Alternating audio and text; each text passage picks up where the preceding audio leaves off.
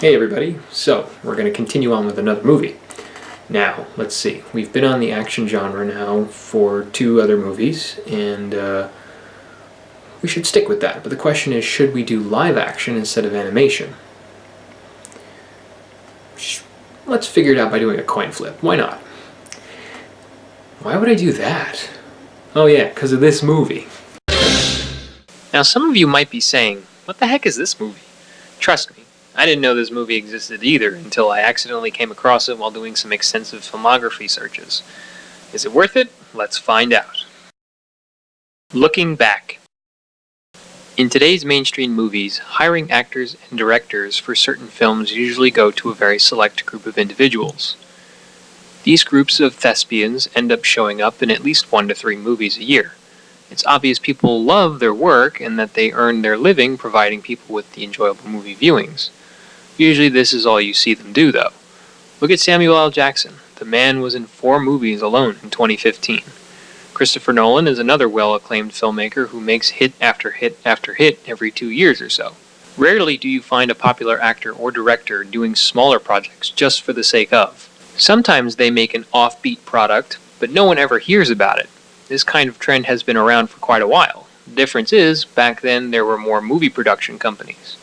Not all of them were at the same level of quality or financial stability, but they all had their own products that appealed to certain people and still managed, most of the time, to universally release their product. Today, it feels like there's a lot less. Many studios have either merged with others, combined efforts, or dissolved completely, never to be heard from again. One of those companies was the Cannon Group. During this run, Cannon Films was known for making low to medium-sized budget movies. Not all were well received or considered mainstream, but they did have a number of moderate hits like Runaway Train, Cobra, The Texas Chainsaw Massacre 2, Bloodsport, and Kickboxer. They also produced several films starring Chuck Norris. Yes, that Chuck... What am I saying? You all know who he is. But if you don't... That's okay. Of the movies he made, there was one that he was supposed to star in, but ended up declining because of not wanting to shoot his action films in the jungle anymore. Instead, Cannon went on to make this a buddy cop-ish movie with far less of the cop element involved, which ended up being this movie. After filming finished in 1991, the movie would not receive a release until 1993. Why? Difficult to say, but a good guess would be that during this time, Cannon was beginning to suffer from financial woes. It would only be another year when the company finally deteriorated into nothing. Oh well. Overall plot and writing. The story is about a pair of mercenaries who end up getting tangled between their selfish desires and what is morally right. Sam French, Robert Hayes, and Jake Wire, Peter Weller, are buddies that go way back in their line of work. After being picked up by the CIA, headed by a man named Sprue, Charles Martin Smith, they are blackmailed into a job which entails them helping rebel forces, led by Akantar, K. Tong Lim, overthrow General Bosavi, Dom Megwili, a Southeast Asian dictator. In spite of being forced into the job, if they succeed, their blackmail disappears and are paid a nice hefty sum to forever vanish. Although upon initial arrival they are not greeted with open arms, they begin to learn that being a mercenary may not be all that it's cracked up to be. One individual who helps them realize this is Akantar's niece, Sulita, Ramona Raman, a mentally and spiritually strong female leader of her people. The title itself is based off the concept that for as long as Wire and French have known each other, they have made most of their decisions on a coin flip, ergo the title. Yeah, because a coin flip really makes it clear on how you're going to go about doing life, right? Who does that? Writing the screenplay to this feature are Dennis Shryack and Michael Butler. Both are known for writing The Car, Flashpoint, and Pale Rider. The style in which this movie plays out does feel buddy cop-ish, but let's ask a question here. Are they really cops? No.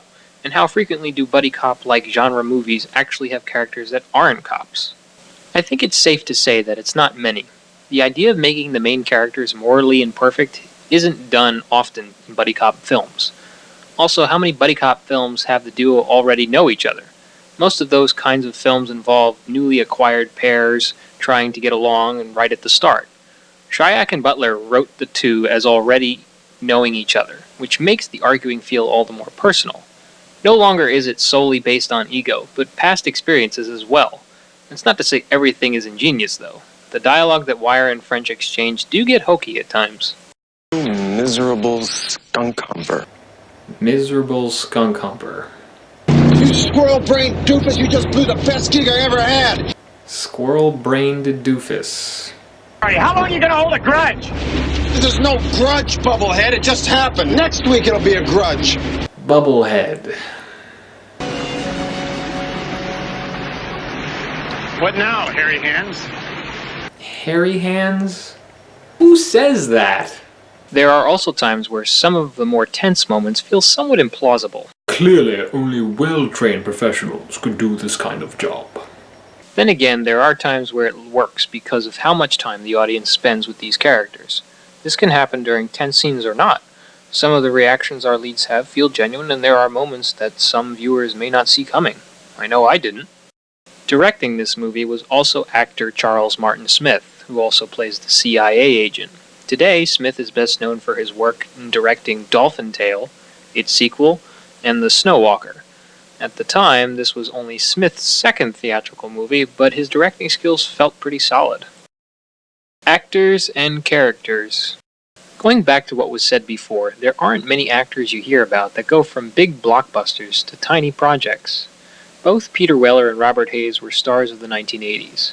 A large majority of people remember Peter Weller for his best-known role as Alex Murphy in the sci-fi classic RoboCop, and Robert Hays is most popular for his role as the pilot in Airplane and its sequel.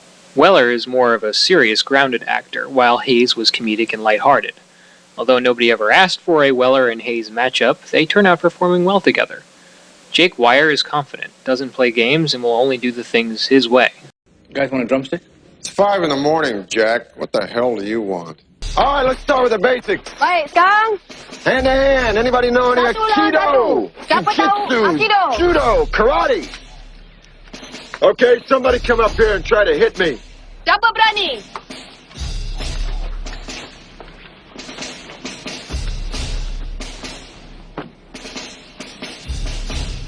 Okay, somebody else. Sam French, on the other hand, does whatever he can to survive, whether it requires playing games or throwing wisecracks out at people he'd rather not associate with. So, name?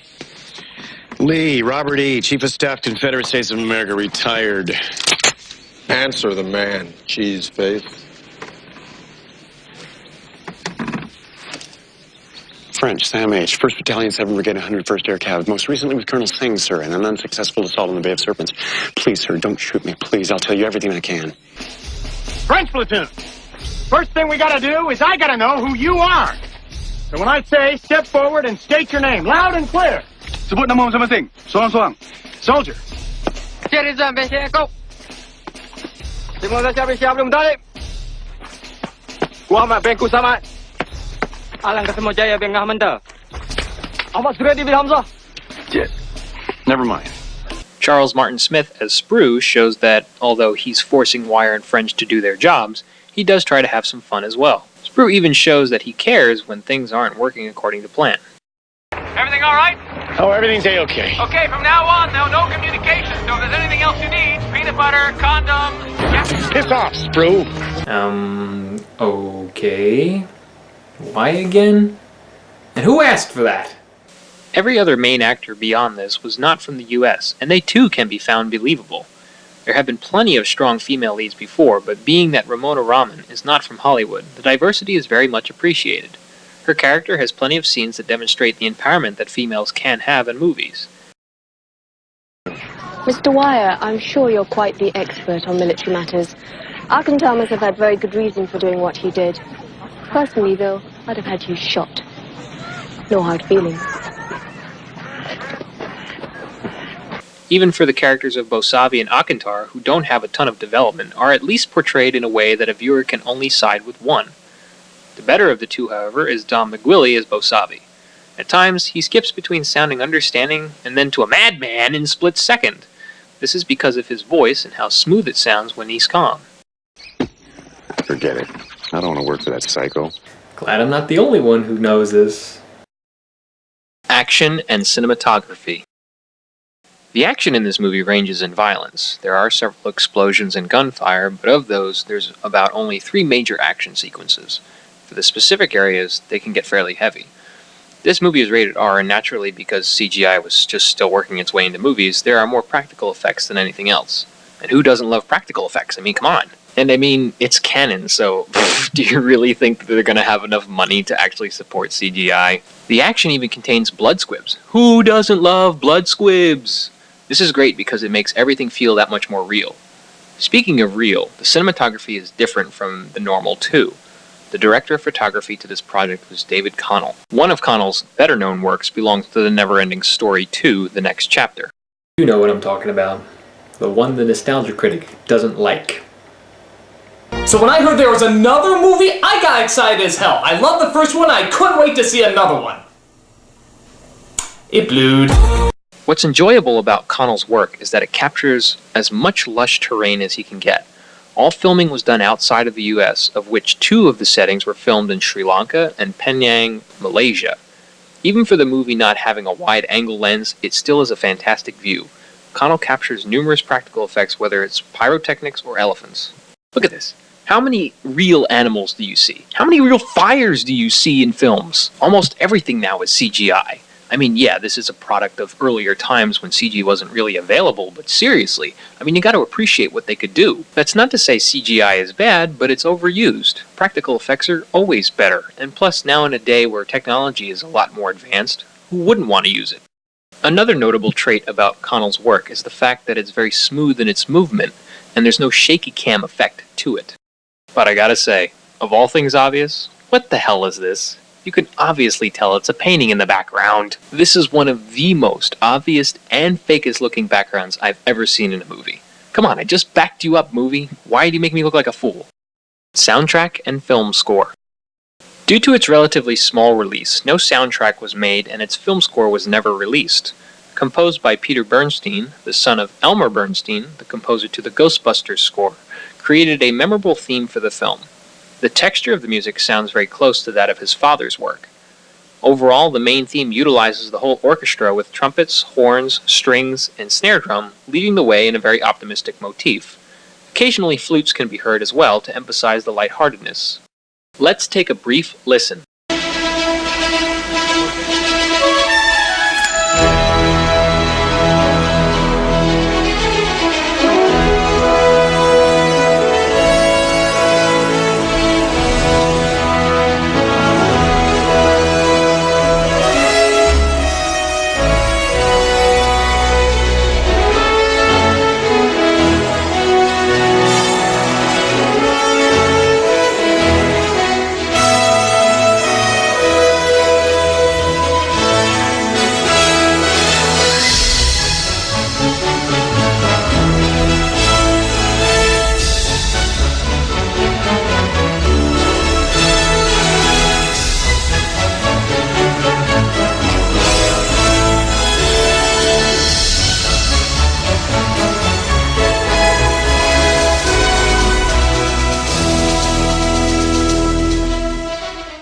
The tone isn't all fun and games, though. Bernstein is also able to cue sad and stressful tunes to increase the intensity of each scene being played. Even the music in the trailer works hard and is consistent in its tone. Hey, look! There they are! Jake and Frenchie are friends. What the hell are you doing here? I heard you were dead. Do I look dead? No, but you don't smell too good. In their line of work, You squirrel-brained doofus, you just blew the best gig I ever had! Hey, I'm sorry. How long are you gonna hold a grudge? This is no grudge, Bubblehead. It just happened. Next week it'll be a grudge. the hours are flexible. Company has a job for you two. Drop dead. You can always count on the CIA. They'll always let you down. The pay is You unbeatable. believe in the Deutschmark, the Swiss franc, the Krugerrand, the yen. $250,000 each. That's right, yeah! This was when studios could not even hire artists to produce trailer music. It's film music that may never be recovered and should be appreciated for the effort put in. I'm not kidding though, this music is pretty catchy. I don't know who else would want to not listen to this. Overall impressions. Was it a flub or a job well done? Would anyone today ever think of putting 2 obscure actors from relatively different genres together?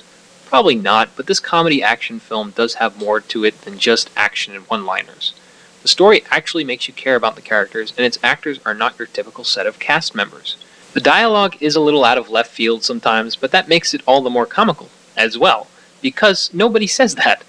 The film score is also nicely arranged to the tone that the leads set, and is quite notable even though it never was released. You see what I'm saying? This movie won't blow you away with a new perspective, but it will definitely be a different experience from the usual buddy cop movies that you would normally see. And I highly recommend it. Walk in the park.